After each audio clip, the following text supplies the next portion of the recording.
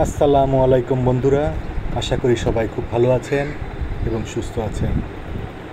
আমাদের YouTube channel my story the garden টেলসে আপনাদের সকলকে স্বাগত। আপনারা হয়তো ইতিমধ্যেই পূর্বের দেওয়া কিছু ভিডিওর মাধ্যমে জানতে পেরেছেন যে আমি ছাদ বাগানে একটি ছোট্ট বাগান করেছি, যেখানে বিভিন্ন ধরনের ফুল, ফল ও ঔষধি গাছ রোপণ করা হয়েছে।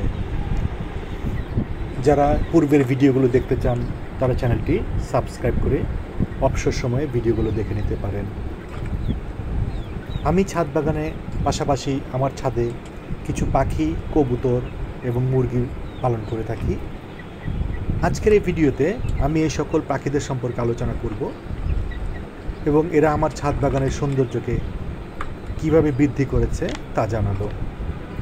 আশা করি ভিডিওটি আপনাদের ভালো লাগবে।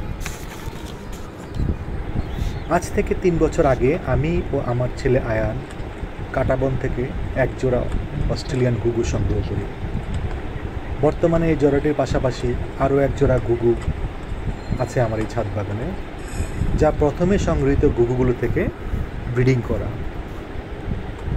আমি ছাদে এক জোড়া কবুতর পালন করি, যেগুলো আমার এক কলিগের কাছ থেকে সংগ্রহ করা, যখন এগুলো খুব ছোট ছিল।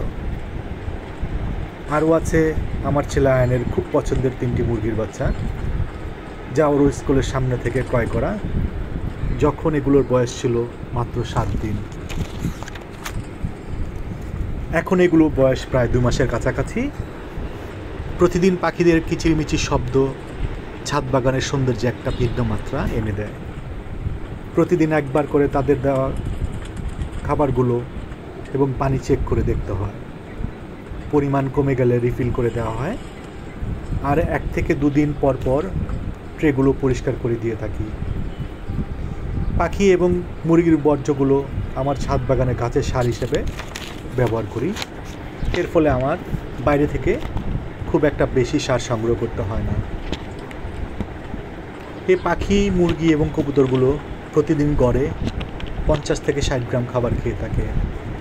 খাবার হিসেবে এদেরকে আমি ধান, গম এবং ভুট্টোর গুঁড়ো দিয়ে থাকি। এর পাশাপাশি মুরগির জন্য অতিরিক্ত কখনো চাল বা ভাত দেওয়া হয়। পোষা পাখি শুধু আনন্দের সঙ্গীই নয়, ছাদ বাগানের পরিবেশের ভারসাম্য এবং জীববৈচিত্র্য বৃদ্ধিতেও ভূমিকা রাখে। শিশুদের প্রকৃতি, দায়িত্ববোধ ও প্রাণীর প্রতি সহানুভূতি শিক্ষা দেয় পোষা পাখির যত্ন। সবসময় খাবার, পানি ও পরিষ্কার পরিচ্ছন্নতার বিষয়টি নিশ্চিত করা একান্ত দরকার। পাখির মানসিক স্বাস্থ্যের জন্য পর্যাপ্ত সময় দেওয়া ও খেলার ব্যবস্থা করা খুবই জরুরি।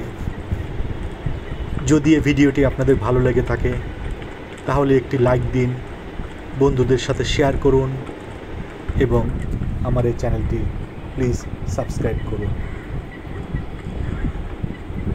পরবর্তী কোনো পর্বে দেখা হবে নতুন কোনো ভিডিও নিয়ে।